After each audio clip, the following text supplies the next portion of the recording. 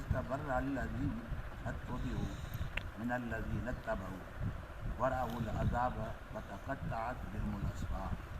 आमन्तु बिल्लाहि सदक़ल्लाहुल अज़ीम सदक़ रसूलुन नबी करीम।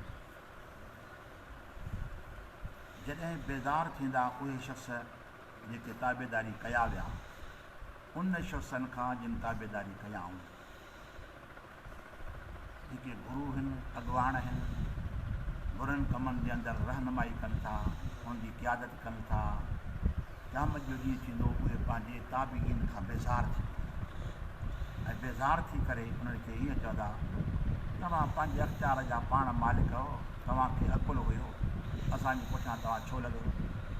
पोइ उन्हनि खां अलाह जे अज़ाब खे ॾिसी करे ऐं उन्हनि खां बेज़ार थी तंहिंखां अल्लज़ीना इत्तबअू वरअउल अज़ाब, जॾहिं अज़ाब खे ॾिसंदा न, अज़ाब खे ॾिसी करे मतबू पंहिंजे ताबे खां बेज़ार थी, जेके उनजे पोइ लॻ हूंदा, जेके उनजे पुठियां हूंदा, बेज़ारी इख्तियार कंदा। अॻिते अल्लाह ताला जी ज़ाते बाबरकात इरशाद फरमाए त वतक़त्तअत बिहिमुल अस्बाब, ऐं उन्हनि खां सभु असबाब जेके सो मुनक़तअ थी वेंदा। जो दुनिया जे अंदरि असबाब आहिनि, रिश्ता आहिनि, दोस्तियूं आहिनि, तालुक़ आहिनि, इहे सभु क़यामत जे ॾींहुं ख़तमु थी, हुन वटि को वसीलो न रहंदो। वक़ाल अल्लज़ीना इत्तबअू लौ अन्न लना करतन वनतबर्रा मिनहुम कमा तबर्रऊ, ऐं ताबेदार उन्हनि जा वरी छा चवंदा, जेकॾहिं असांखे दुनिया में मोटणु हुजे हा त असां बि वरी दुनिया में मोटी वञूं हा। जीअं अॼु ई असांखां बेज़ार आहिनि, असांखे अल्लाह ताला वरी दुनिया ॾे मोटाए त असां हिननि खां ईअं बेज़ार थी ॾेखारियूं, पर इहो नामुमकिन आहे जो आख़िरत खां पोइ वरी दुनिया जे तरफ़ ॾे मोटी अचे। कमा तबर्रऊ मिन्ना कज़ालिक युरिहिमुल्लाहु अमालहुम हसरात, ऐं अहिड़ी तरह ॾेखारींदो अल्लाह ताला उन्हनि खे उनजे अमलनि जे मथां हसरतूं। वमा हुम बिखारिजीन मिनन्नार, ऐं न आहिनि उहे बाहि खां निकिरंदड़। अल्लाह ताला जी ज़ाते बाबरकात आख़िरी हिसे में फरमायो उन्हनि खे पंहिंजे अमलनि जे मथां हसरत थी। उहो कीअं? नबी करीम सल्लल्लाहु अलैहि वसल्लम जी हदीस पाक आहे, पाण सभु इरशाद फरमाइनि था पिया त क़यामत जे ॾियारे अल्लाह ताला बदकारनि नाफ़रमाननि खे जन्नत ॾेखारे, जन्नत ॾेखारे ऐं उन्हनि खे ॾेखारे करे पोइ उनखे ईअं चवंदो त तव्हांजी हीअ जाइ हुजे हा, पर जेकॾहिं तव्हां फर्मा बरदारी कयो हा, पर नाफ़रमानी जे करे इहा शइ तव्हां खां खसी वई आहे, तव्हांजी जाइ जहन्नम में आहे।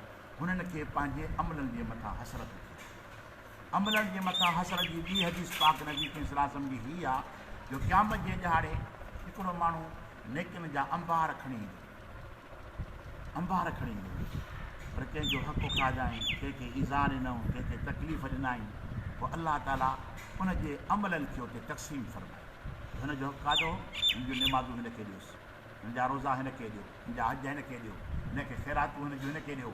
यानी उनखे पंहिंजे अमलनि जे मथां हसरत थींदी त कमायो मां, गॾु मां कयो, काश जेकॾहिं मां इहो ज़ुल्म न कयां हा त इहे शयूं मुंहिंजियूं हुजनि हा। अल्लाह ताला क़ुर पाक में फरमाए थो पियो त उन्हनि खे पंहिंजे अमलनि जे मथां हसरत हूंदी। तंहिं करे नबी करीम सल्लल्लाहु अलैहि वसल्लम जो फरमाने आली शान आहे, पाण त नेकी कयो त नेकीअ खे बचायो। नेकी बचंदी कीअं आहे?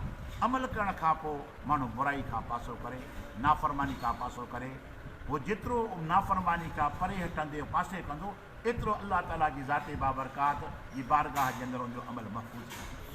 त अल्लाह ताला जी ज़ाते बाबरकात मथे हिसे में छा इरशाद फरमाए त जेके मतबू हूंदा पंहिंजे ताबीन खां बेज़ार थी वेंदा।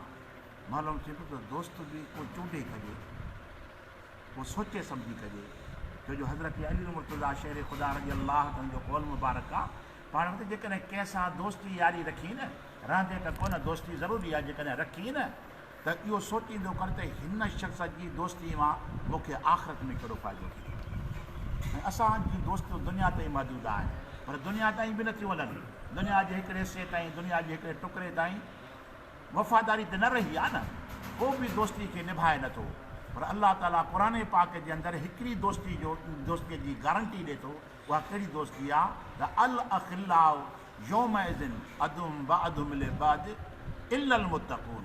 फरमाए त दोस्त क़यामत जे ॾियारे उन्हनि दोस्तनि जूं दोस्तियूं दुश्मनी में बदिलजी वेंदियूं, बाद जा दुश्मन थी वेंदा, पर जेके मुतक़ी पाना हूंदा न उन्हनि जी दोस्ती क़यामत जे ॾियारे में इल्लल मुतक़ून।